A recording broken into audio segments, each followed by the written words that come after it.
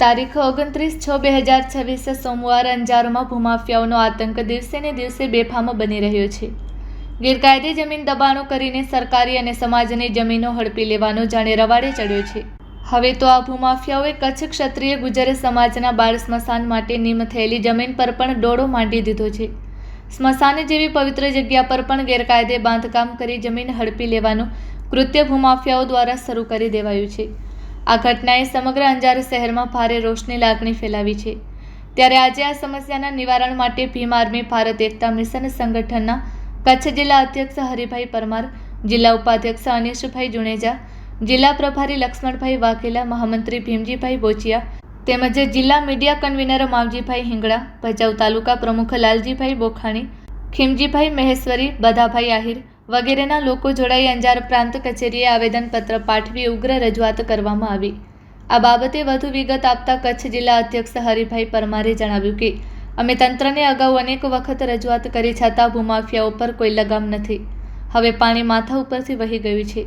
બાળ સ્મશાનની જમીનને બચાવવા અને અન્ય સરકારી જમીનોને ભૂમાફિયાઓના સકંજામાંથી મુક્ત કરાવવા હવે આરપારની લડાઈ લડીશું। હરિભાઈ પરમારે ચીમકી ઉચ્ચારી છે કે જો તંત્ર દ્વારા તાત્કાલિક કાર્યવાહી નહીં થાય તો ભીમ આર્મી દ્વારા ધરણા ઉગ્ર આંદોલન પણ કરવામાં આવશે, જેની જવાબદારી તંત્રની રહેશે।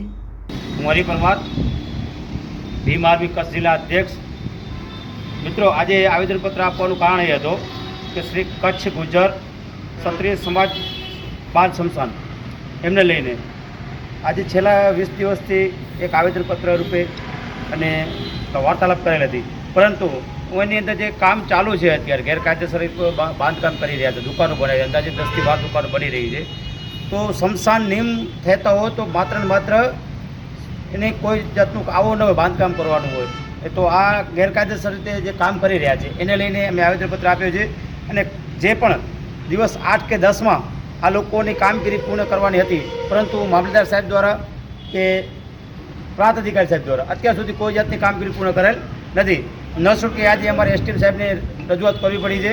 દિવસ 7માં આ રજૂઆત અને જે બાંધકામ થયેલું છે તત્કાલ ધોરણે જો તોડવામાં નહીં આવે તો હજી ઉગ્ર રજૂઆત કરશું, તેની પર તમામે તમામ જવાબદારી તંત્રની રહેશે।